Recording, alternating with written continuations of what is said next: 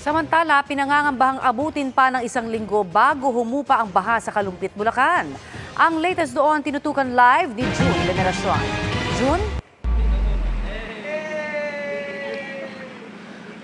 Connie, halos lahat ng 29 na barangay dito sa bayan ng Kalumpit sa Bulacan ang apektado ngayon ng matinding pagbaha. Nandito kami ngayon sa entrada ng magkakatabing malalaking private subdivision. Dito, kahit saan kami tumingin, halos wala kami nakikita ang lupa. Wala na ang bagyong Karina na nagpalakas ng habagat, pero hindi pa rin humuhupa ang bahang iniwan nito dito sa Kalumpit. Kanya-kanyang diskarte ang mga residente na hindi lang mga gamit ang itinaas, pati mga alagang manok inilagay sa bubong. Nilalagay po minsan, pagka malulunod sila ron, hindi po sila makapanginain.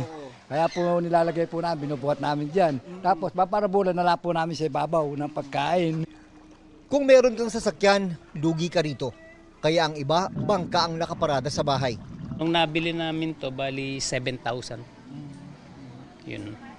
Ito mo 7,000 po ilang taon na to, siguro mga nasa 9 years na. Sulit na sulit na. Sulit na.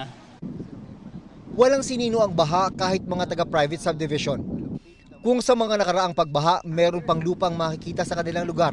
Ngayon, puro tubig na. Sa dulo. Hirap siya na-stop na gawin. Hindi na nakakapagtrabaho ng maayos. Dahil hirap ang mga sasakyan sa taas ng baha, pati lawn tractor ginagamit na para masakyan ng mga residente. Yun man lang makatulong po sa kanila sa paglabas-pasok.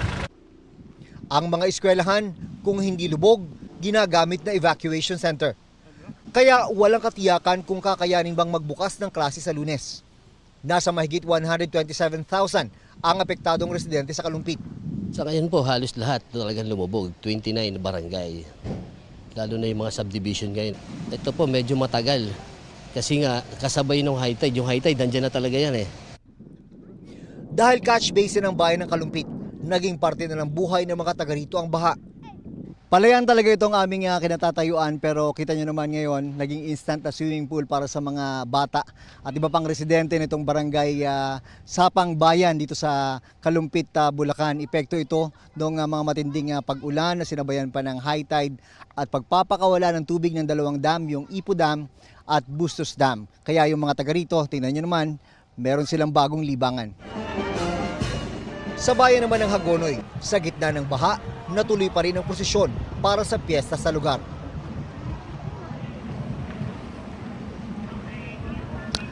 Sa taya ng Kalumpit Municipal Disaster Risk Reduction and Management Office ay baka umabot pa ng 1 linggo bago tuluyang mawala ang baha sa mga apektadong lugar dito. Balik sa Connie. Maraming salamat, June Veneracion.